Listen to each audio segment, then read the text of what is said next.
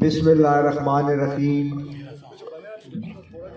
आज थोड़ा सा साइड तक अजहर साहब ना, जैन साहब ना, अपना चौधरी खिजर, अपना भाई जनाब राजा साहब और बिलाल, सारे दोस्तों ना बहुत मशहूर है, शफीक साहब, सारे भाई असद सारे जेड़े अजीज हैं।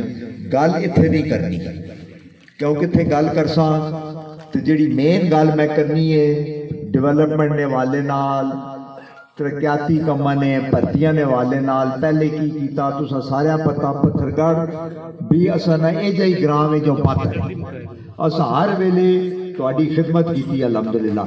ये सारे भाई इत्थे मौजूद हैं, गैस लगी, बिजलियां, पानी, गलियां, सड़कां, भर्तियां, इस सब अल्लाह ने फजल करम नाल वाले नाल अल्लाह दी मेहरबानी नाल।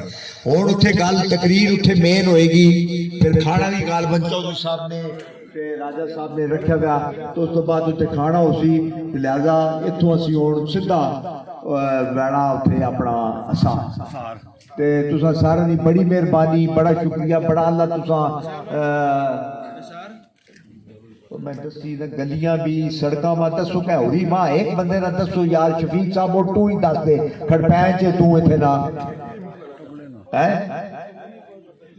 इस क्यों नहीं पता केड़ी गली जेड़ी असां नहीं कीती, केड़ा रोड है, सड़क है, बिजलियां हुण भी करोड़ रुपए दी तुहाडियां बिजलियां दित्तियां गईयां। खालिद साहब हुणी गया, उस मैं दस्या खालिद साहब ने करोड़ रुपए दी बिजलियां हुण दित्तियां। ओ यार देते ना ही गल करने पे ना, हम भी देने पे ना, मैं ये भी करांगे अल्लाह ने मेरा। तू मां पहले इस छोड़ ना जनाजा गाँव तू छोड़, पहले तू ही दस जितने काम होए ढोरी कीता ते फिर यही गल फिर सही करने ते क्यों तू मंगे ही ना कर, मंगे बगैर तो दा दर्सी इंशाअल्लाह। चलो ये भी असली कमरे दो ये तो घरे ने कमरे